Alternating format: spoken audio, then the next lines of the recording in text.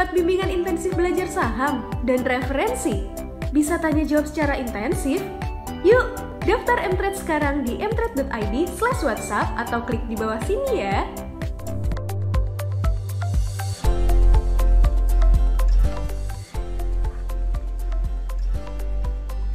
Hai guys, gimana kabarnya hari ini?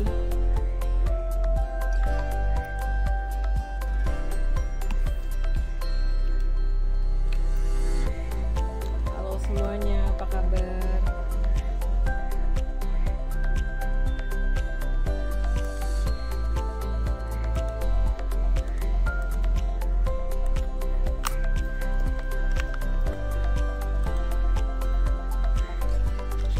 Homemade by Mitri pertama, Mbak Rich, malam. Stephen Wibisono, Wira Houston, Yuandi Nawawi, Hei Shanti.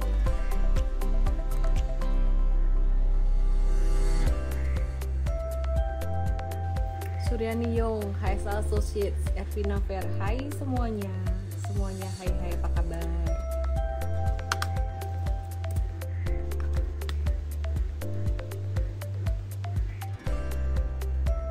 Halo semuanya, aku malam hari ini masih di Ubud, masih di Bali. By the way, hari ini kita akan kedatangan tamu spesial yang sahamnya sempat naik beberapa hari terakhir, sempat naik signifikan, yaitu AGII. Oke.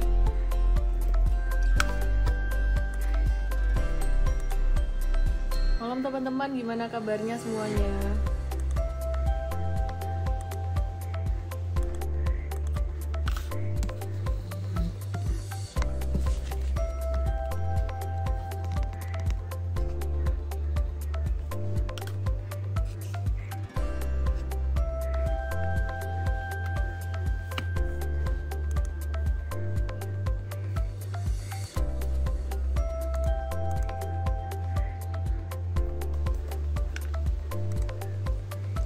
Good evening.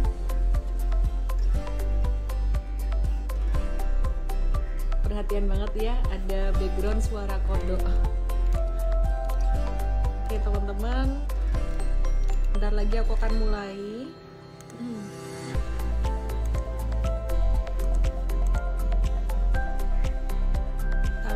Tantoro, salam dari Bali, sama dong.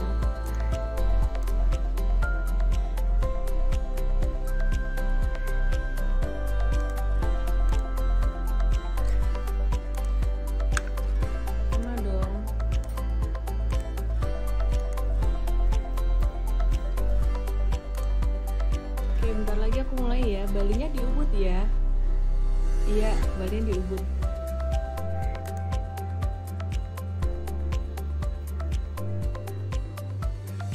Faisun, salam dari Binjai. Ya, udah mau 1000 yang nonton. Seperti biasa, kalau udah 1000, aku akan mulai dari IHSG dulu nih ya. Aku akan mulai dari IHSG dulu, teman-teman.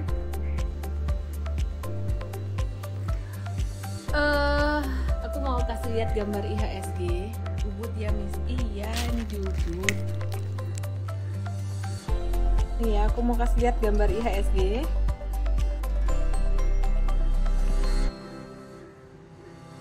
Ya, semoga kelihatan di sini. Jangan salah fokus dengan notifikasi di bawah. Ya, IHSG-nya ini dia ada potensi membentuk head and shoulders gitu. Cuman teman-teman nggak usah panik, nggak usah khawatir dulu ya, karena head and shoulders tuh belum tentu terbentuk ya, belum tentu terbentuk sempurna, belum tentu terkonfirmasi. Beberapa waktu yang lalu kan juga sama, sekitaran bulan Juni sampai dengan Oktober sampai September ya. Ini kan patternnya kayak gini ya, sideways banget dan nggak bagus kayak mau HNS gitu. Tapi nyatanya dia nggak jadi breakdown juga gitu. Dan sekarang memang IHSG lagi masih sideways. Jadi ini headnya yang tengah, terus shouldernya kiri dan kanan ya. Jadi dia potensi koreksi sampai ke area support di level 6.500-an di sini, teman-teman. Kalau sampai dia kena level 6.500 atau 6.480 dia breakdown ya, dia akan berpotensi untuk lanjut terkoreksi lagi, bisa sampai turun ke 6.370 sampai ke 6.300-an gitu. Cuman nggak usah dipikirin ya, nggak usah dipikirin sampai segitunya. Sebenarnya koreksi IHSG ini udah terantisipasi dari beberapa waktu yang lalu. Kalau teman-teman simak Instagram live aku selama sebulan terakhir ini dan juga di Mtrade ya, Mtrade morning briefing, update market kita, live trading kita juga udah kasih tahu bahwa market tuh lagi sideways sejak ada berita Omicron.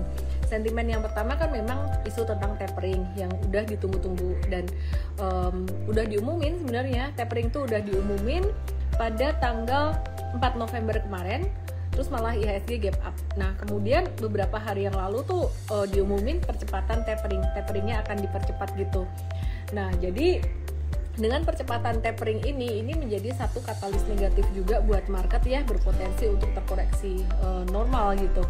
Cuman harapannya perekonomian bisa membaik karena inflasi di Amerika ini dianggap udah bukan lagi inflasi yang inflasi yang normal dalam arti inflasi karena pemulihan ekonomi, tapi inflasinya tuh benar-benar inflasi yang kencang banget gitu.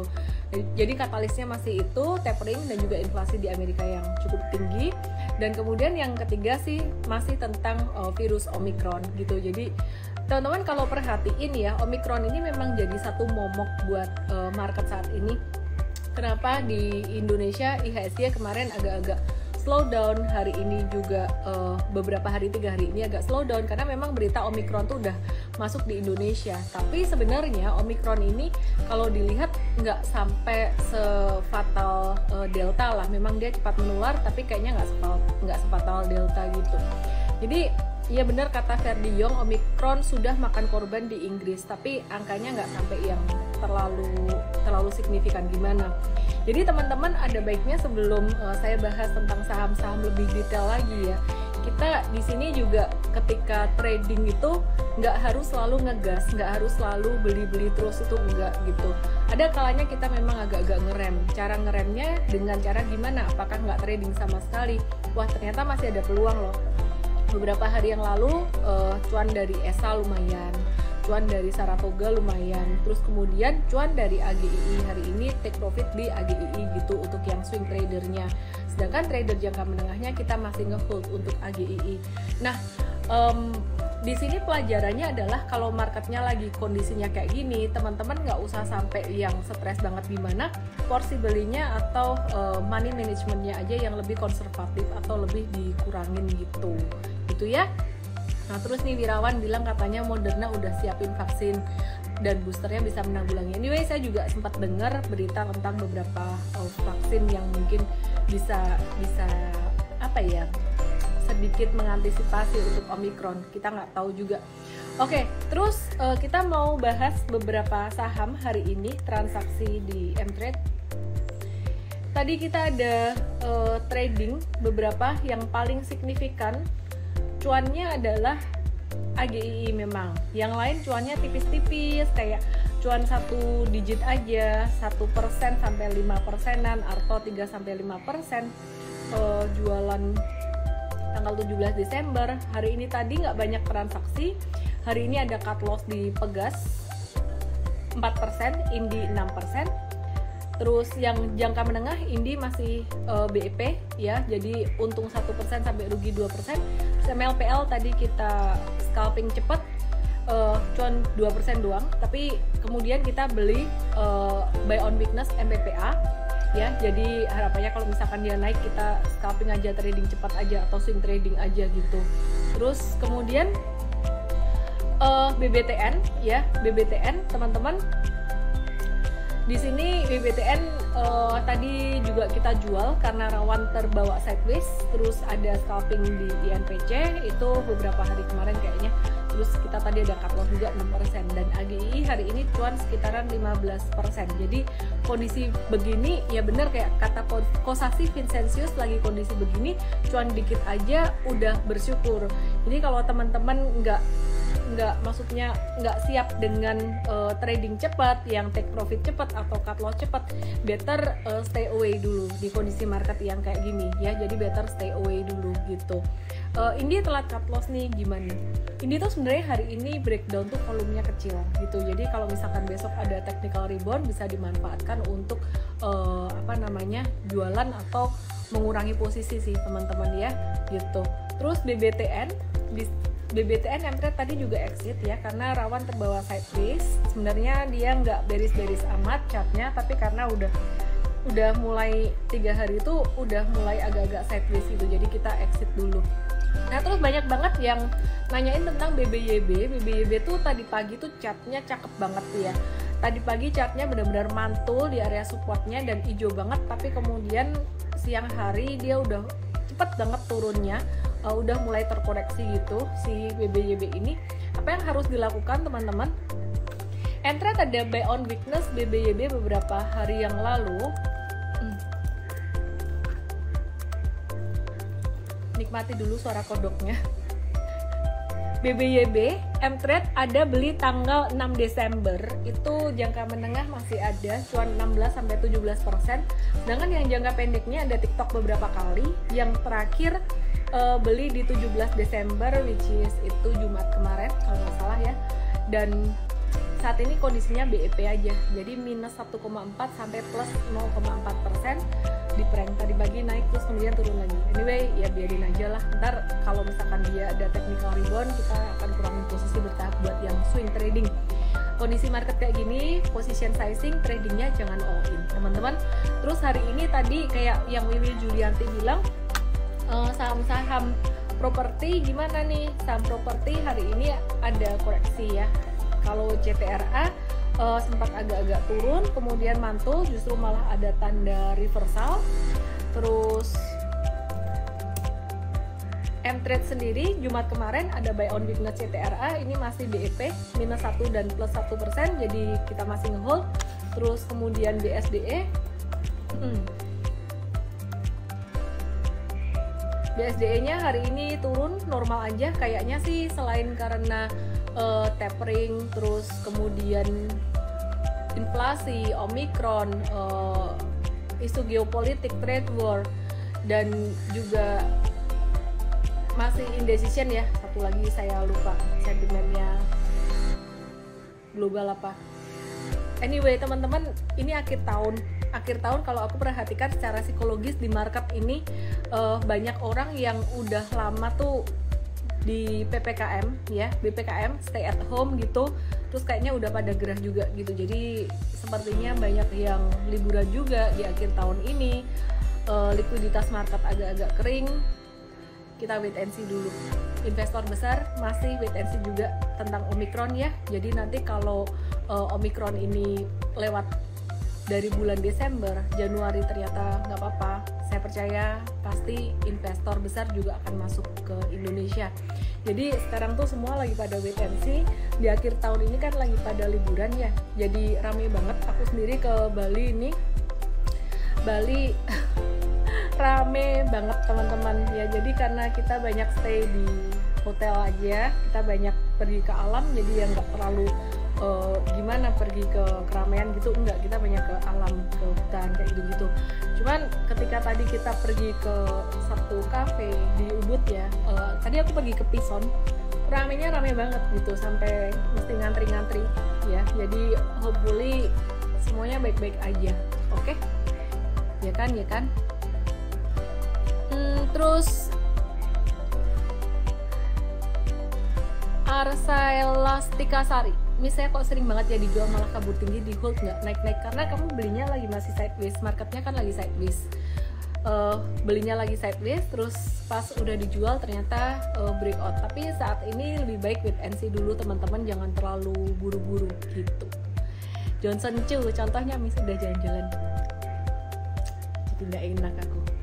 Beloved Laksmi, ntar kita mau ngobrol dengan Pak Rahmat Harsono, CEO dari AGII ya. Jadi beberapa hari yang lalu kita cuan dari Saratoga, dan salah satu salah satu portfolio Saratoga ini ada AGII ya, dan kita bilang ada watchlist, jadiin watchlist dan kita tradingin. Sekarang tadi udah cuan lumayan 15%, jangka menengahnya kita masih nge-hold. Oke, aku mau bahas Saratoga dulu sebelum bahas AGII. As expected, Saratoga selama beberapa hari terakhir ini koreksi, tapi koreksinya masih belum, kurang dalam. Kalau aku bilang, misalkan mau beli buy on weakness tuh sekitaran 25-26 tuh masih bisa ditungguin lah, incar aja di situ gitu. ESA, setelah kita profit taking beberapa hari yang lalu, lumayan ESA profit takingnya lumayan gede. Itu dia turun 2 hari ini turun signifikan, which is good, which is bagus. Kalau misalkan dia koreksi, kita lagi nungguin ESA sekitaran 435 sampai 455 ya. Jadi kalau misalkan turun ke area itu bisa pakai buat jangka pendek, smooth ya kan apa sih. Oke, Kalbe Pharma, aku kok ngantuk ya dengar bunyi kodok gitu. Jadi tadi sejujurnya aku udah hampir tertidur teman-teman dengan suasana kayak gini. Kalbe Pharma masih sideways aja, wait and see aja teman-teman. Cuman aku ngeliat patternnya menarik, selama di atas angka 1580 KB masih oke ya. Terus agro wes dibahas Miss Sandi CH 5150 belum. sideways aja sih teman-teman ya. Jadi hari ini IHSG turun 0,83%. Itu saham yang melemah signifikan, yang ngedrag IHSG turun. Saham-saham blue chip, Astra International turun 2,2%. Sentimennya apa? Gak ada sentimen sih. Sebenarnya Astra justru malah sentimennya positif. Ada dari PPNBM ya. Terus kemudian keringanan PPNBM itu tadi. Terus kemudian BCA juga turun 1,7%, Indofood turun 1,5%, HMSP 1%, BNRI 1%. Ini kayaknya cuman karena kekhawatiran tentang Omicron aja dan sentimen negatif tentang tapering. Ini semuanya lagi wait and see karena akhir tahun pada rame. Jadi nunggu ini bakalan meledak nggak di Omicron di akhir tahun gitu. Terus ya, jadi saham konstruksi mengalami koreksi cukup signifikan.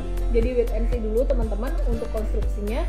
Jangan masuk kalau yang udah punya, ya tunggu ada technical rebound buat keluar ya. Begitu juga dengan saham komoditas, coal, CPO, oil and gas. Ini kayaknya koreksi semua. Cuman volume transaksinya rasanya nggak terlalu signifikan gitu ya. Jadi kita coba lihat untuk Indi hari ini.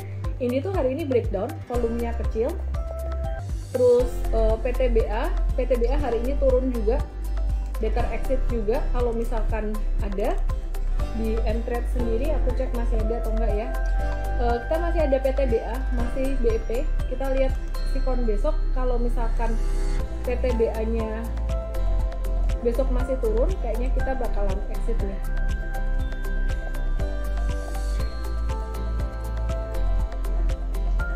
Terus kemudian selain PTBA kita mau lihat ada Adaro. Adaro nih kita juga masih BEP, jadi cuan 1,3% aja. Kalau Adaro gimana chartnya? Aku terhipnotis dengan bunyi kodok itu. Adaro ini udah mulai divergen, jadi dia naik lumayan tinggi, tapi volumenya agak-agak turun. Memang dia secara harga masih oke, tapi agak-agak turun. Jadi ya be very careful sih, jangan hajar-hajar dulu gitu. Terus kalau ITMG gimana? ITMG ketahan support MA 100. Call hari ini banyak yang turun teman-teman, volume transaksinya nggak begitu besar turunnya. Wait and see dulu, nggak usah terlalu panik juga ya. Oke. MLPL tadi aktif teman-teman. Mtrade tadi scalping aja, cuannya tipis banget, cuma 2%. Cuman kita lagi wait and see juga, barangkali bisa buyback lagi. Tadi kita buybacknya belinya justru malah di MBPA sih gitu, dan kita masih watch MLPL ini gitu. Terus Adi better exit ya. Jatuhnya Adi tadi volumenya lumayan gede.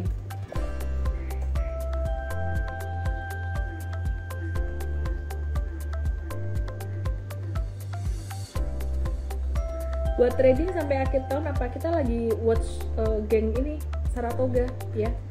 Salah satunya juga yang kita mau ngobrol dengan CEO-nya malam hari ini dengan Pak Rahmat Harsono, langsung aja aku invite ya teman-teman. Nanti abis ngobrol dengan Pak Rahmat kita bisa ngobrol tentang saham yang lainnya lagi. Biar aku nggak ketiduran nih kedengeran bunyi kodok kayak gini. Oke.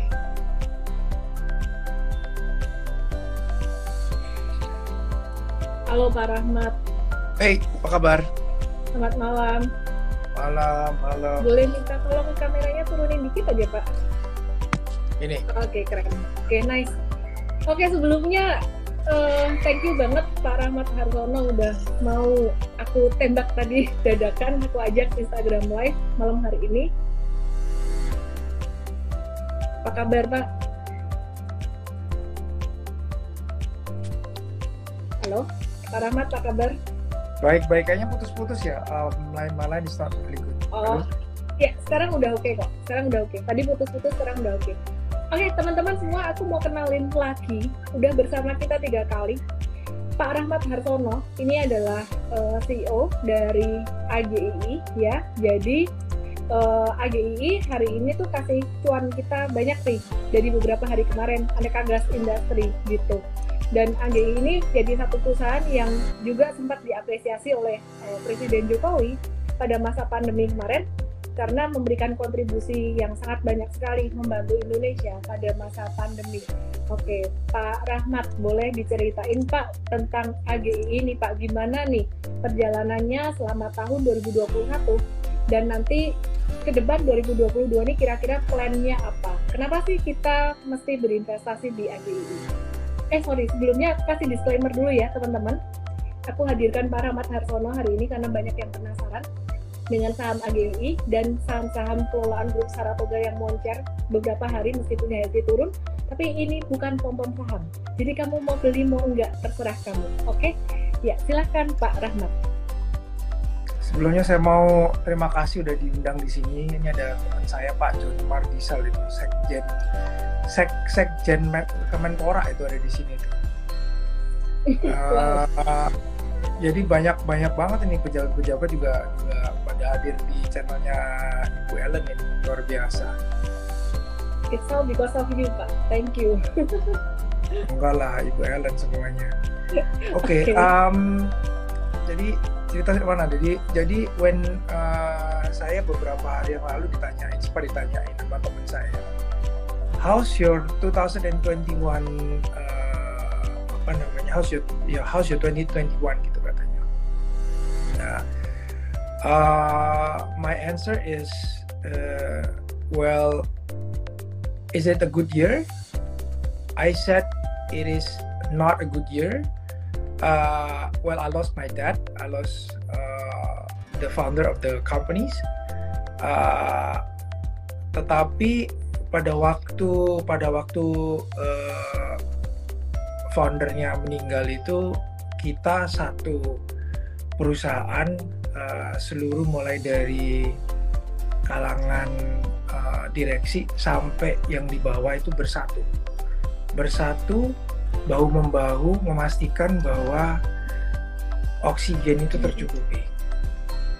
Jadi total sekitar 25 orang karyawan di Aneka Gas itu meninggal karena satu membantu memastikan bahwa oksigen itu ada yang sampai kerja 3 kali 24 jam sampai mereka emang nggak boleh tetapi mereka memaksakan diri karena tidak ada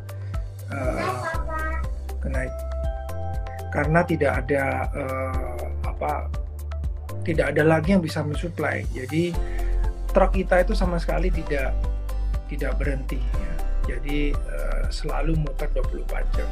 Nah, ini berkat daripada seluruh dukungan dari pemerintah, lalu dari rumah sakit, kalangan industri, sampai seluruh karyawan. Makanya kita berhasil mengatasi krisis ini.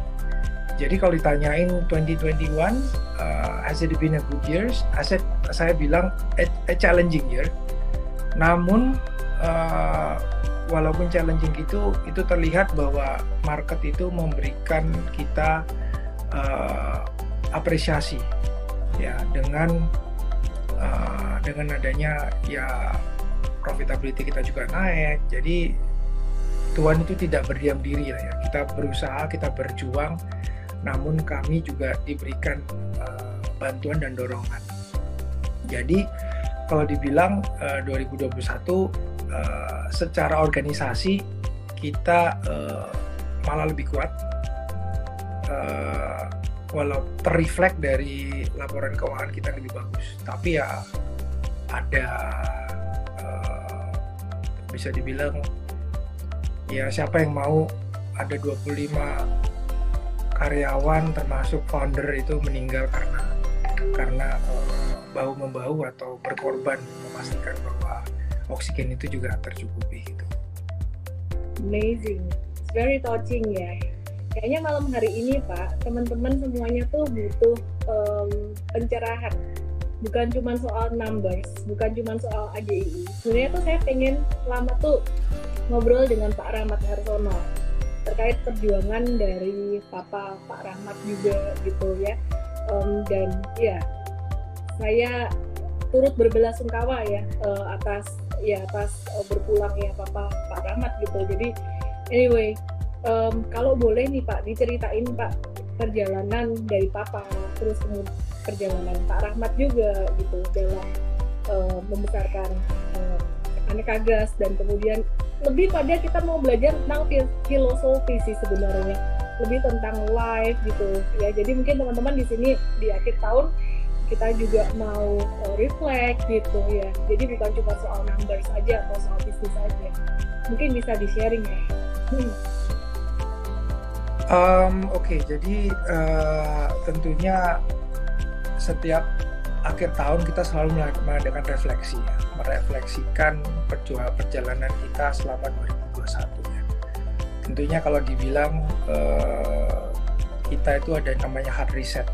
Hard reset itu anggap aja 11, kita ngomongnya gampang, kesebelasan sepak bola itu ada 11 orang ya, lalu ada satu daripada kesebelasan itu dikeluarkan kena kartu merah. Jadi kami harus bermain 10 lawan 11. Apakah itu fair? Nggak fair, tetapi kita nggak boleh berserah pada condition. Jadi kita harus dengan mempunyai daya juang dan semangat untuk terus bangkit mengatasi krisis ini. Dengan 10 orang kita harus bisa bahu-membahu memastikan bahwa bola itu terus berputar dan sampai bertahan sehingga kita bisa menangkan pertandingan. Jadi pada waktu ayah saya meninggal itu 1 hari 2 hari itu the whole company mourning. Jadi seluruh berduka cita, tetapi kita tidak berhenti untuk bekerja. Jadi begitu saya ditinggal, ya tetap aja hari H+2, H+1 itu sudah Vicon udah membantu penanganan COVID dan memastikan bahwa oksigen terpenuhi. Jadi kita sebagai kita nggak boleh patah semangat. Apa yang ada di hidup kita itu harus kita syukurin karena problem is a gift ya. Jadi setiap problem itu adalah suatu suatu hadiah oleh Tuhan, karena dengan adanya problem itu kita bisa kuat. Jadi selain return yang bagus yang kita dapatkan itu kan cuman bisa dibilang hanyalah bonus lah ya, tetapi yang penting adalah mental kita diuji. Kalau memang cuman losing 1, 2, 3% aja itu hanya menguji mental aja. Yang penting kita percaya bahwa terhadap negara kita percaya dengan action kita percaya dengan ekonomi. Of course not blindly, nggak buta-butaan percaya, tetapi ya harus terus semangat gitu ya. Pak Rahmat, boleh nanya nggak Pak? Ya tadi teman-teman banyak yang nanya ya. Anyway, saya mungkin kenalin ulang ya teman-teman semuanya. Di depan saya ada Pak Rahmat Harsono, beliau adalah CEO dari PT Aneka Gas Industri, dan kita lagi ngobrol tentang AGII yang sahamnya lagi naik beberapa hari terakhir. Kasih cuan buat teman-teman investor retail selain kita bicara tentang perusahaan ini, pastinya besok dibahas juga di Morning Briefing M-Trade, fundamental dibahas juga. Tapi jarang-jarang kita ketemu orang luar biasa, kita ketemu orang hebat, kita mau belajar tentang nilai-nilai hidup, kita mau belajar tentang filosofi dan tips hidupnya juga gitu.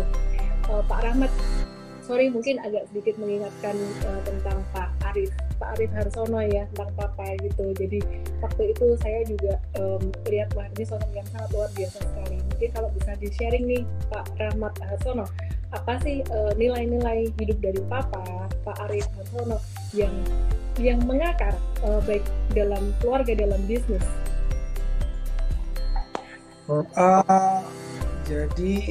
Jadi gini, so many banyak hal yang mungkin karena ayah saya sangat sibuk ya. Jadi dalam artian ini saya baru cerita sama teman saya lagi, saya walking.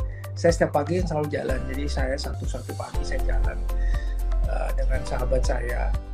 Lalu saya ingat bahwa ayah saya itu selalu spend menghabiskan waktunya dia tuh selalu untuk memastikan bahwa kenalannya dia itu semua kayak mulai dari kalau saya bilang aktif di organisasi, dia setiap weekend itu kalau memang harus datang ke kondangan siapapun dia akan datang, dia akan menyempatkan diri.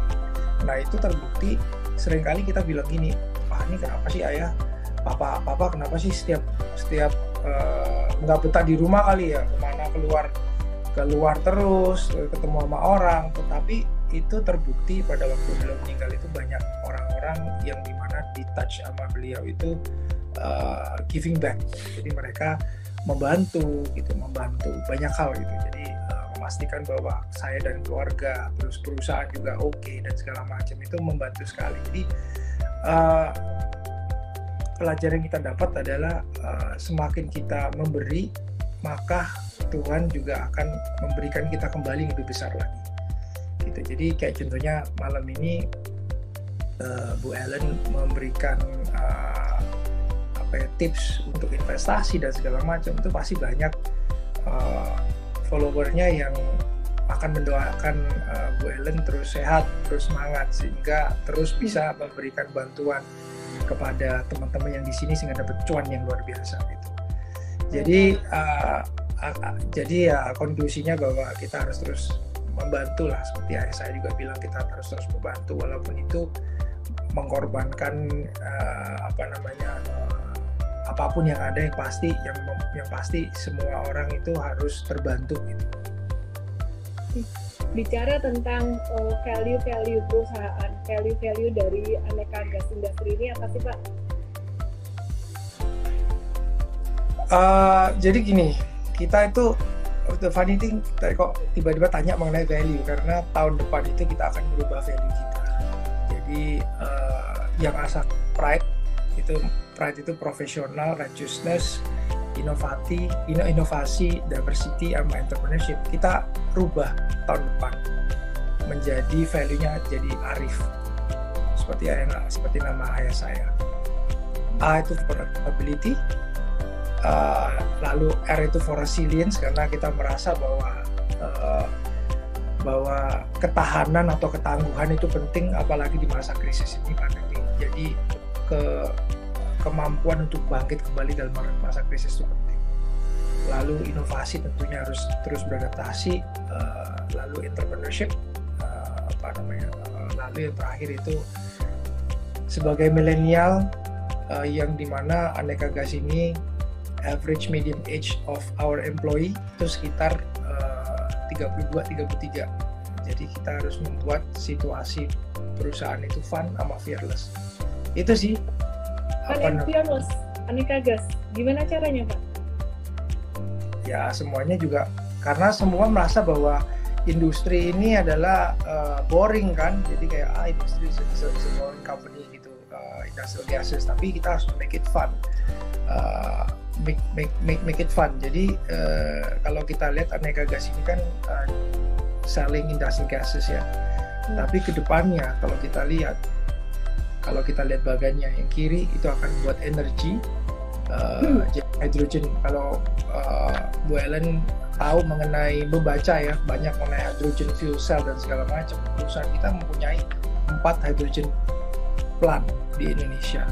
Dan ini kalau misalnya memang perusahaan akan rolling out ke depan mengenai green energy ataupun circular economy, maka hydrogen ini akan in the next 10 to 15 years itu akan menjadi besar.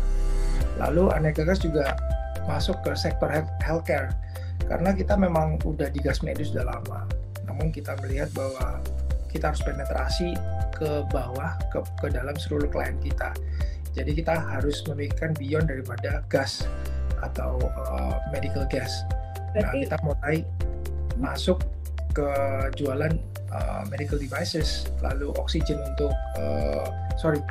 gas untuk sterilisasi dan segala macam. Jadi intinya kita penetrasi kedua yaitu adalah energi dan healthcare. Berarti intinya tuh berani berinovasi di luar dari apa yang ada saat ini, gitu ya Pak. Nah, Pak, ini kita kan tahu IHSG itu lagi lemas lah, beberapa hari ini lagi lemas gitu. Terus tapi yang menarik ya, beberapa saham yang kalau aku perhatikan ini saham-saham dari portfolio Saratoga, nggak semuanya, beberapa, termasuk Saratoga sendiri naik, dan salah satunya AGI yang sempat kita mention beberapa hari yang lalu, dan Mtrade juga udah beli beberapa hari yang lalu. Dan saat ini sih kita bersyukur udah bisa kasih cuan ke AGI ini, bisa kasih cuan ke teman-teman retail udah sampai sekitaran 15%-an untuk tadi kita take profit tradersnya, sedangkan untuk jangka menengahnya gitu. Nah, mungkin di sini Pak Rahmat bisa kasih satu insight tentang investingnya. Jadi kalau trader ini kan fokusnya pada technical analysisnya ya. Technical analysisnya AGI, wah breakout nih, volume transaksi tinggi, beli gitu. Tapi banyak teman-teman yang masih bertanya-tanya tentang aku bisa nggak sih hold AGI ini untuk jangka panjang, investasi jangka panjang gitu. Mungkin kalau boleh nih Pak kasih beberapa reason, 5 alasan kenapa sih investasi di AGI ini for the long run. Tadi interesting Bu Ellen ngomong mengenai Saratoga, karena Saratoga itu kalau caranya mereka investasi, mereka tuh very detail. Jadi mungkin mereka akan lihat sektor-sektor yang dimana menurut mereka itu akan berjaya dalam 5-10 tahun ke depan. Jadi tentunya pada waktu Saratoga invest di perusahaan kami itu mereka nggak hanya cuma melihat dari sisi prospek daripada industri, lalu mengenai kedepannya seperti apa.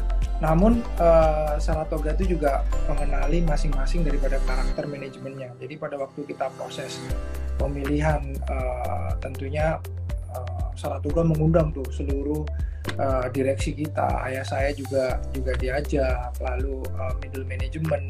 Jadi mereka ingin tahu benar-benar perusahaan yang diinvestasikan oleh Saratoga itu seperti apa, dan mereka bisa melihat connecting the dot-nya.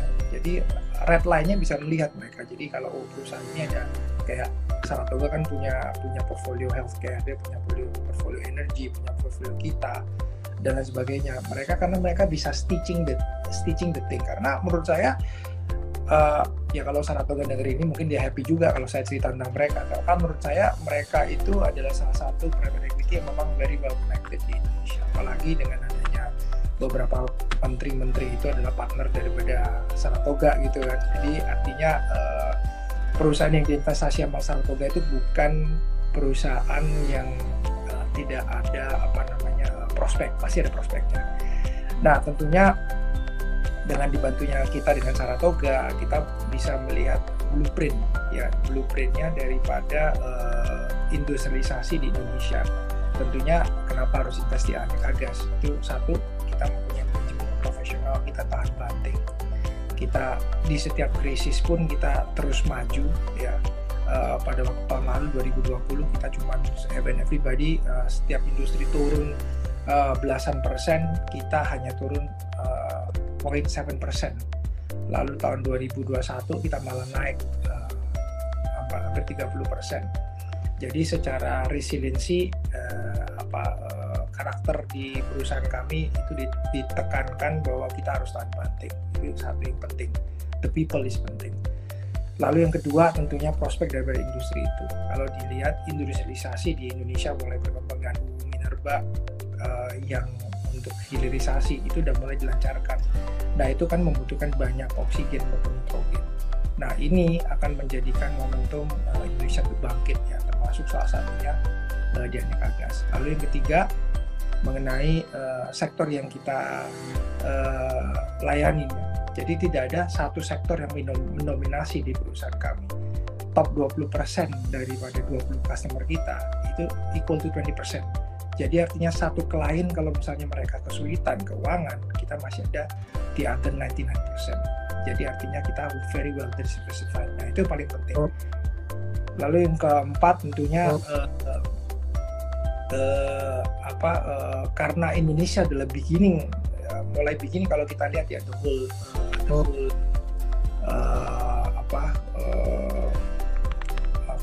the whole industrialization di dunia, Indonesia ini masih lagging behind. Jadi oleh karena itu saya melihat ada upside potential. Kalau di Singapura aja the whole total market size of industrial gases itu sekitar 850 juta US, dalam Indonesia hanya baru 430-430 juta US. Dalam artian untuk catching up ke 800 juta US itu cepat sekali, harusnya dalam waktu 3 atau 4 tahun gitu. Jadi potential upside is there gitu.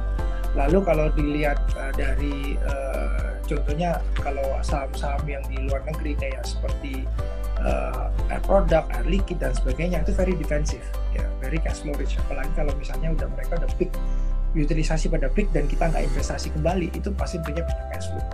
Tapi kalau misalnya kita terus kombinasi untuk investasi, itu akan of course itu akan banyak capex, tapi kita terus market share. Ya, seperti tower lah.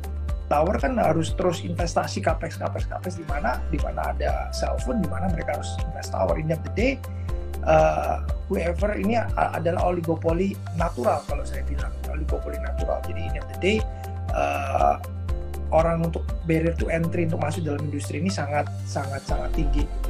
Jadi itu out of the 4-5 reasons yang menurut saya on the top of mind. Cuman kalau yang lain mungkin kenapa harus investasi di sini karena Bu Helen yang percaya sama kita, gitu aja.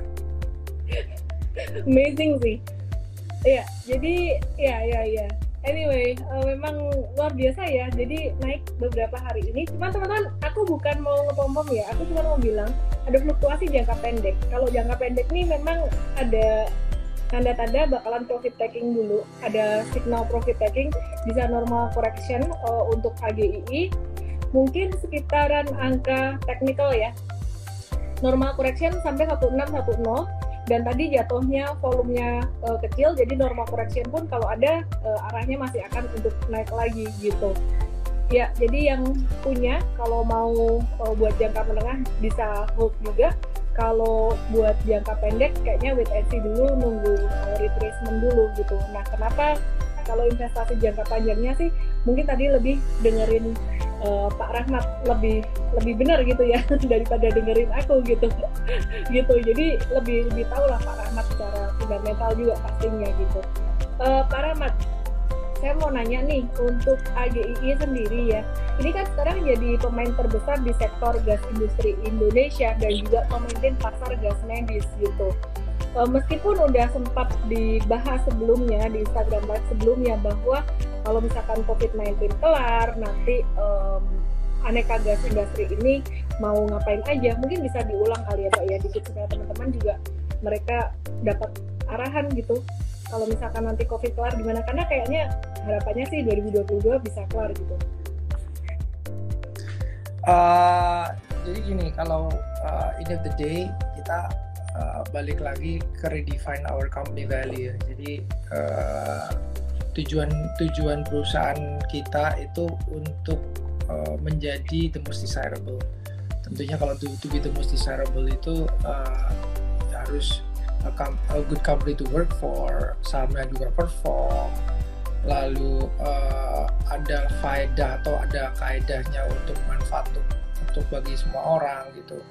Nah kalau dilihat industrial gases ini sangat luas aplikasinya kalau dilihat ya. kita ngomongin mengenai, ya kita ngomongin gampang lah. Tadi saya bilang mengenai energi, bahwa mungkin Indonesia ini going into big cycle of industrialization. Jadi kita harus menggunakan momentum industrialisasi ini untuk apa ya?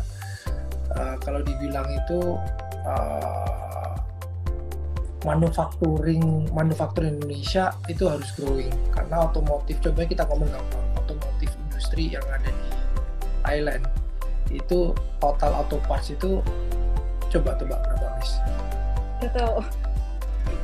Di rayon itu ada 1000 auto parts company di Bangkok, itu di daerah di Thailand. Indonesia itu hanya 200, yang lainnya masih impor.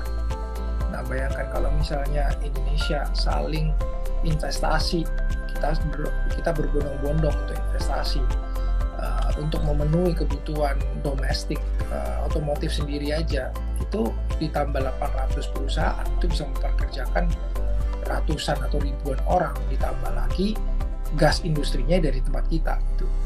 Jadi kalau Indonesia pergi ke going into big industrialization cycle, itu kita akan dapat benefit ya. Jadi energi salah satunya. Kita juga mempunyai tim R&D yang kuat ya, contohnya seperti karbon dioksida. Banyak orang tahu kalau karbon dioksida itu digunakan untuk minuman Coca-Cola ataupun untuk otomotif. Namun banyak kegunaannya dari karbon dioksida yang mungkin belum kita gali di Indonesia. Salah satunya adalah water treatment, wastewater treatment. Banyak di Indonesia ini masih menggunakan klorin sama dioksin. Namun di negara lain udah beranjak ke carbon dioxide. Jadi saya bilang bahwa Indonesia itu masih under penetrated.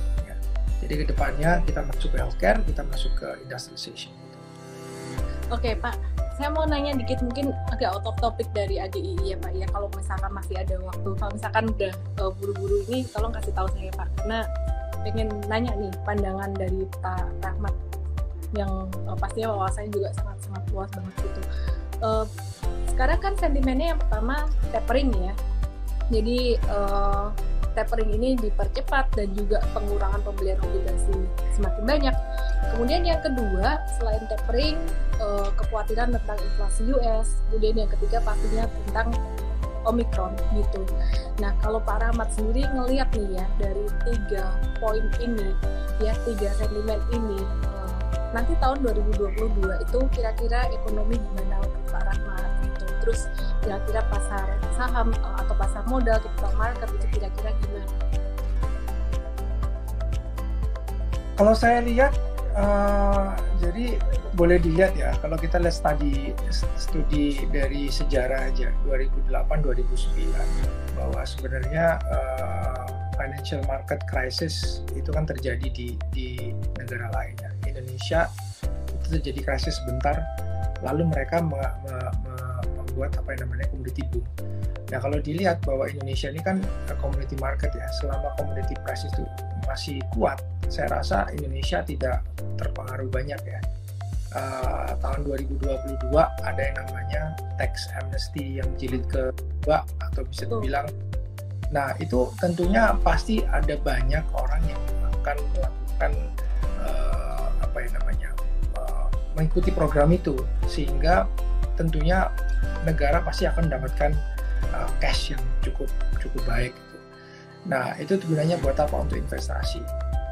Mungkin Menko Marves dan seluruh tim udah ke Dubai, udah ke Amerika, udah kemana-mana untuk menggalakkan investasi masuk ke dalam Indonesia. Nah, ini saya rasa adalah momentum penting, karena China, kalau kita bilang China itu China kan selama beberapa tahun lalu selalu mendominasi market.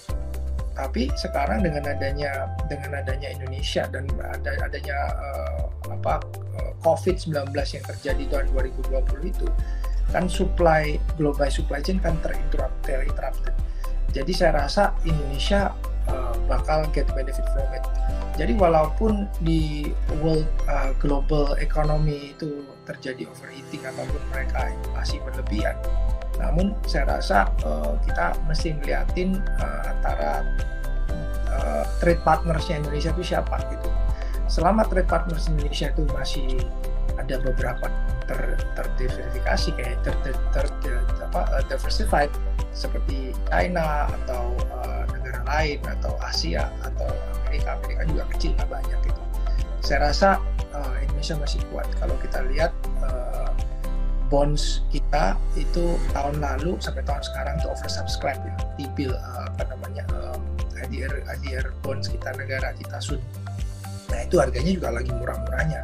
Itu digunakan untuk apa? Digunakan untuk infrastruktur. Indonesia tuh infrastruktur udah mulai jalan gitu.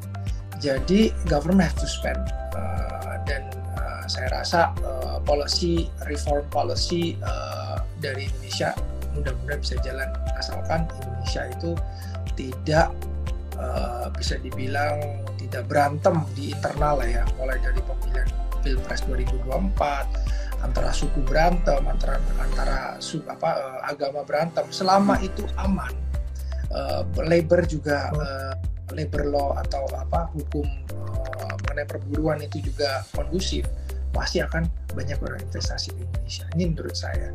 Jadi dan 2022 saya lebih optimis daripada 2021. 2022 lebih optimis daripada 2021, saya percaya juga sih Pak. Terus bicara tentang perlambatan perekonomian di China Pak, kan Indonesia banyak ekspor ke China ya Pak ya, terutama untuk komoditi batubara gitu, dan banyak lagi kita ekspor ke China gitu. Kita impor dari China juga banyak. Kira-kira kalau China perekonomiannya masih melambat kayak gini, bakalan berdampak apa ya Pak ya sampai tahun 2022 nanti? China melambat ini, kalau I'm a true believer di saya sampai sekolah lagi di China karena saya true believer bahwa China itu jagonya memanipulasi. Jadi sebenarnya ya mereka jago memanipulasi, artinya mereka itu strateginya sangat kuat. Jadi kalau yang sorry to say ya, kalau krisis yang terjadi di China itu menurut saya hanya rekayasa saja ya. Disclaimer. Karena tentunya ini ada hubungannya dengan antara trade Amerika dengan China.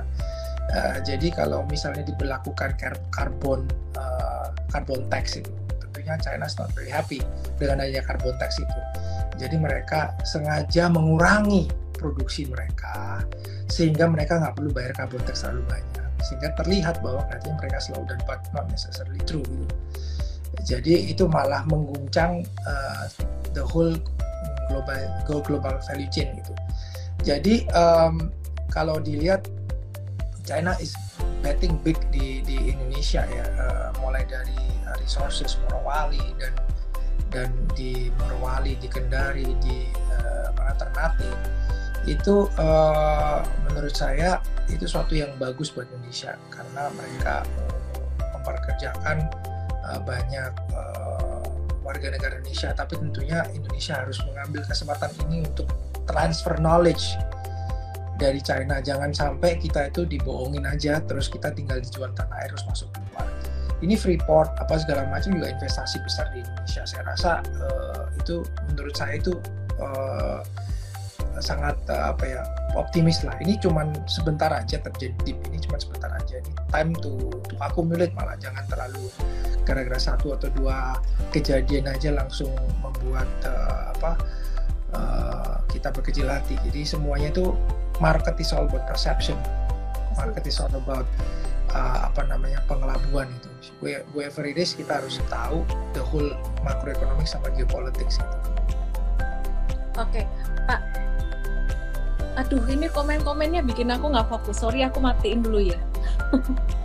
Komennya banyak yang ini Pak, banyak yang ngefans Pak Rahmat gitu. Dimatiin aja, jadi saya supaya biar nggak apa-apa.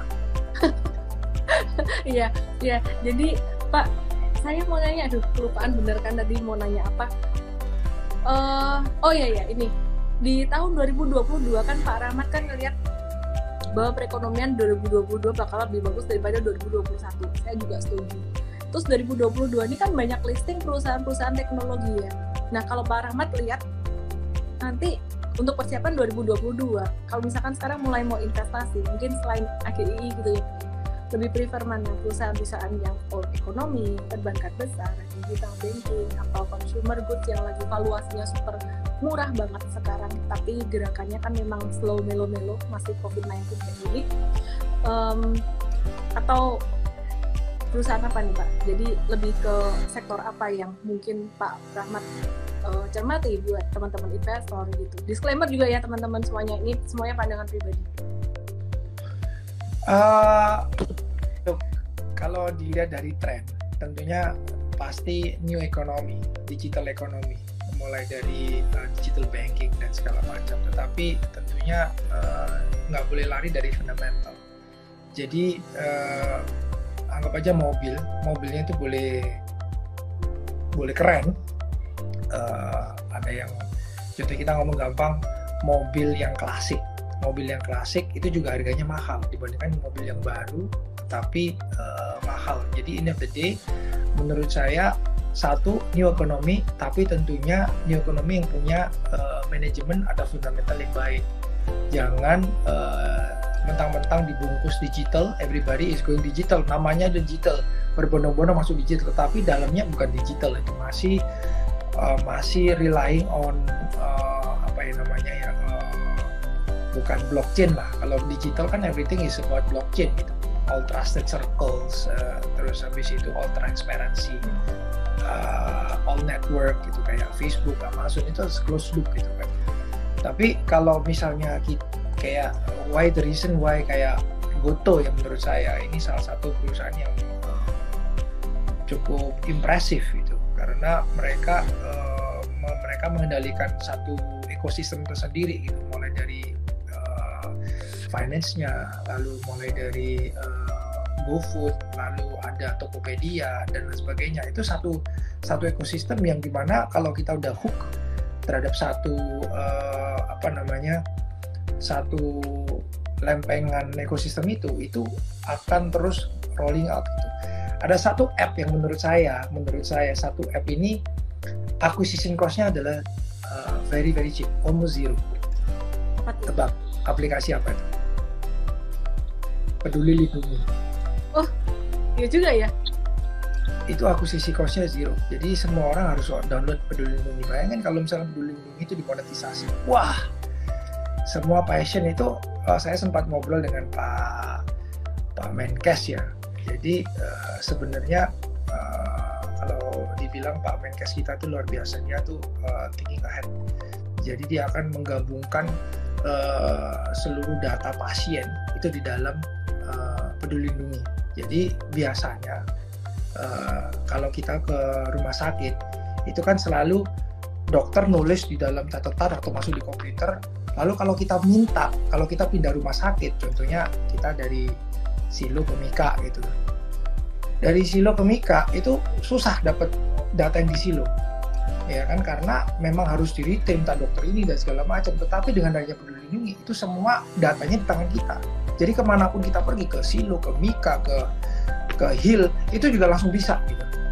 Tanpa harus telepon sama dokternya. Bayangkan kalau misalnya semua data pasien jadi satu, lalu keluarin asuransi, aplikasi asuransi, semua connectivity jadi satu, itu luar biasa. Dan menurut saya Indonesia is going to there gitu. Jadi menurut saya ini only the beginning of Indonesia. Semua orang lagi melek digital gitu. Jadi menurut saya itu bakal menjadi sesuatu yang luar biasa ke depannya. Lebih keren lagi kalau Peduli Lindungi bisa ini ya, semua medical record kita itu bisa ada di situ, ketahuan ya. Jadi akan dibuat seperti itu. Sepertinya akan dibuat seperti itu. Itu punya pemerintah kan? Tracingnya vaksin, misalnya nih anak kita vaksin BCG, MR gitu, dia bisa tahu kapan MR dia, kapan segala macam, udah ada kartu vaksinnya di sana. Kedepannya mungkin seperti itu. Oke, Pak, closing statement Pak. Dan sebelum closing statement aku mau nanya dulu nih. kasih dong beberapa rekomendasi buku buat teman-teman netizen semuanya yang mau liburan di akhir tahun ini supaya nggak terlalu banyak kumpul-kumpul di luar, biar Omikron juga nggak terlalu cepat nyebar. Kalau liburan ya liburan yang di alam aja sih. Oke. Saya barusan baca buku ini, baru mulai karena ada satu buku yang menurut saya baru baca ya, baru mulai karena saya baru ada sort of strategic summit. Jadi setiap tahun kita ngelakuin strategic summit. Ada satu buku namanya Crucial Conversation. Itu kayaknya bagus. Saya lagi dalam proses baca. Jadi that's probably something that teman-teman, karena ini Crucial Conversation itu membicarakan mengenai dialog, gimana kita bisa have a meaningful dialogue, conflict resolution. Crucial Conversation. Yes. Oke. Berarti lebih ke arah komunikasi ya. Kalau tentang bisnis, investasi, mungkin ada yang mau direkomend Pak? Investasi,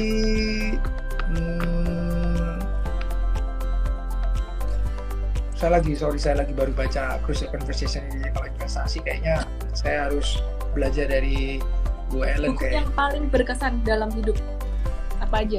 Tentang hidup, tentang apa? Selain tadi satu, mungkin sebutin dua lagi. Saya suka buku dari Jim Collins ya, Good to Great.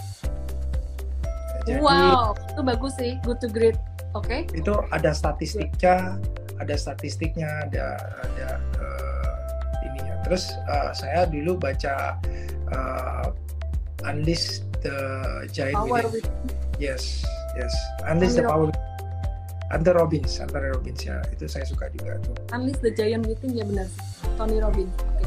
Thank you so much Pak. Closing statement-nya dong buat teman-teman semuanya biar makin semangat. Closing statement ya, closing the year 2021 itu tentunya kita growing, bukan cuma wallet aja kita growing, bukan investasi aja growing, tetapi kita harus growing macam-macam, mulai dari mentally, spiritually, emotionally. Jadi itu jadi individu atau manusia yang berguna, itu tentunya harus growing di semua segala aspek. Jadi kalau menurut saya dengan growing segala aspek itu, maka kita menjadi utuh sehingga kita bisa berkontribusi kepada negara dan bangsa. Itu sih. Salut. Thank you so much Pak Rahmat Harsono. Thank you so much buat AGII, buat Aneka Gas Industri. Maju terus, sukses selalu dan sehat selalu ya Pak Rahmat. Selamat. Terima kasih. Selamat liburan. Oke, thank you. Thank you teman-teman semuanya. Bye-bye. Good night. Jangan lupa download aplikasi Mtrade di Android dan nikmati edukasi premium sekarang.